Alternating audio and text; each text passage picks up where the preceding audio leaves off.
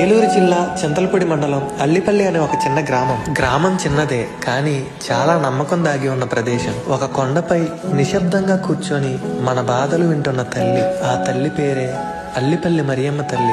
1980వ సంవత్సరంలో అప్పటి వరకు ఎన్నో కష్టాలు బాధలు అనుభవించిన ఇక్కడి ప్రజలందరూ ఒకే మాటతో అమ్మ నువ్వే మా దారి అనే నమ్మకంతో మేరీ అమ్మవారిని ఈ కొండపై ప్రతిష్ఠించారు. అప్పటి నుండి ఈ కొండ కన్నీళ్లతో తడిచింది. వాళ్ళ బాధలు చెప్పుకోవడానికి ఎంతో మంది వచ్చేవాళ్ళు.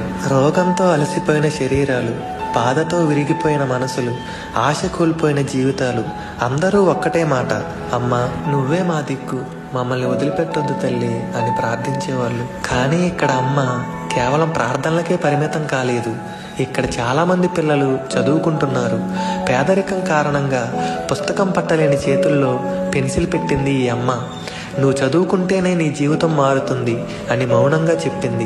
ఈరోజు చదువుకుంటున్న ఆ పిల్లలే రేపటి ఆశ. అలాగే ఇక్కడ ఒక వృద్ధాశ్రమం కూడా ఉంది. ఎవరూ పలకరించని వృద్ధులు, ఎవరూ పట్టించుకోని జీవితాలు, వాళ్లకు ఇది ఓ ఆశ్రయం. చివరి వయసులో ఒక చేతి స్పర్శ కావాలంటే అది అమ్మ చేతే.